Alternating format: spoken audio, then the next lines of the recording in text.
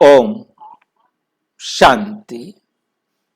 आज का विषय है विश्व नाटक का रहस्य। विश्व नाटक का रहस्य यथार्थ रीति जानने वाली आत्मा पुरुषार्थहीन हो सकती। क्वेश्चन हो सकती है। जिसको ये समझ में आ गया कि विश्व नाटक में जो कुछ हो रहा है वो एक्यूरेट हो रहा है, जरा भी चेंज नहीं हो सकता, फिर हम पुरुषार्थ क्यों करें? हमने कल्प पहले भी किया था तो अब भी होगा, करेंगे वही करेंगे। चाहे हम कितना भी सोचें, होना तो वही है जो मैंने कल्प पहले किया था। फिर मैं अपना दिमाग भारी क्यों करूं? क्या करें इसके लिए?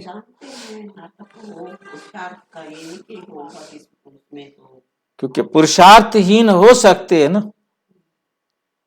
क्योंकि बहुत सारे भाई बहन यही प्रश्न पूछते हैं कि भाई जब ड्रामा में एक्यूरेट है वही होगा, फिर हम अपना दिमाग क्यों खराब करें?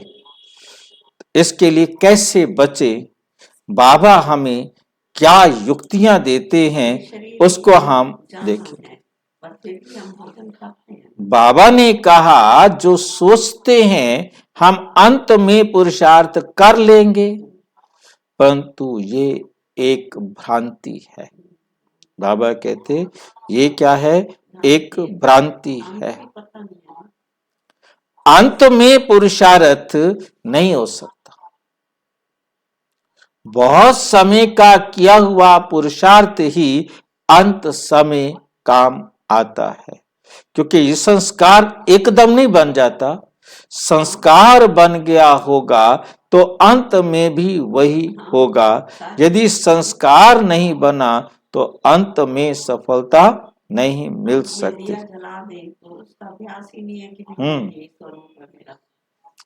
तो एकदम अचानक नहीं होगा।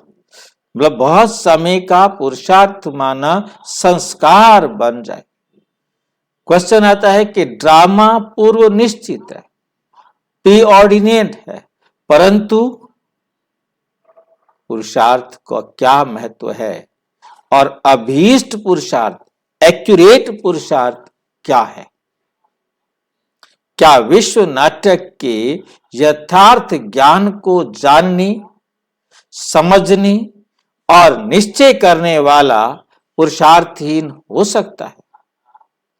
जिसने ड्रामा को यथार्थ रीति जान लिया है, समझ लिया और निश्चय करने वाला पुरुषार्थहीन हो सकता है? ये क्वेश्चन उठा है। वही सेम क्वेश्चन चल रहा है, ये बाबा खुद उठा रहे हैं कि भी है ना, हो सकता है। पुरुषार्थ का एक ही आयाम नहीं, पुरुषार्थ का एक आयाम नहीं है, एक आधार नहीं है, परंतु पुरुषार्थ के कई आयाम है। ये एक बात ठीक है कि ड्रामा में होना है एक्यूरेट टाइम पर उतना ही होगा। कोई चाहे कि मैं 100% हो जाऊं, वो 80 है तो वो 80 रहेगा, 81% तक पुरुषार्थ नहीं कर सकता।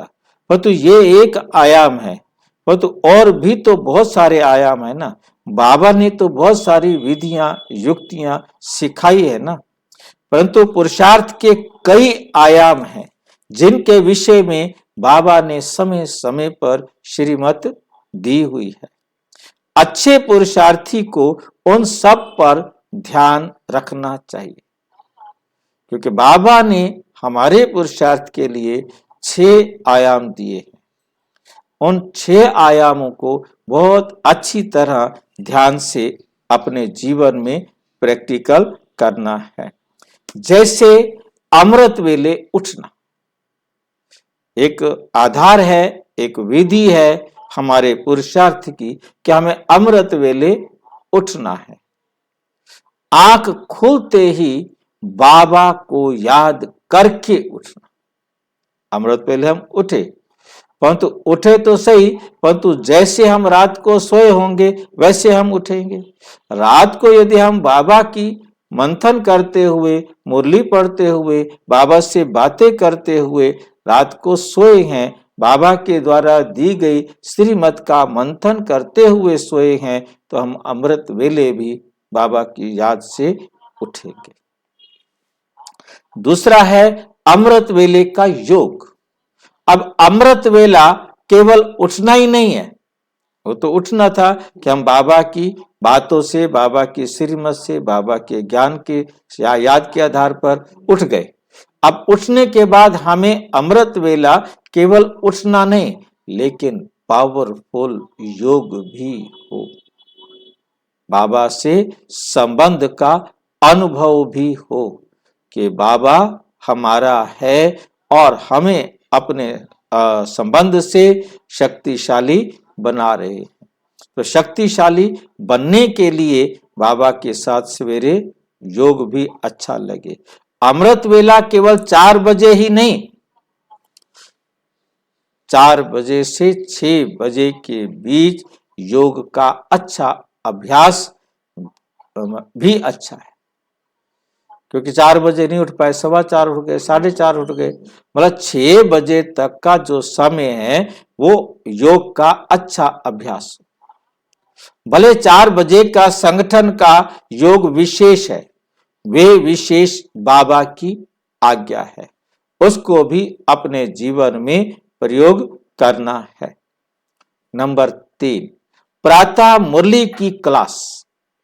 प्रातः मुरली की क्लास भी यथार्थ रीति श्रीमत अनुसार करना,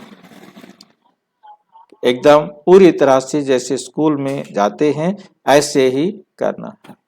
नंबर 4, खान पान में बाबा की याद।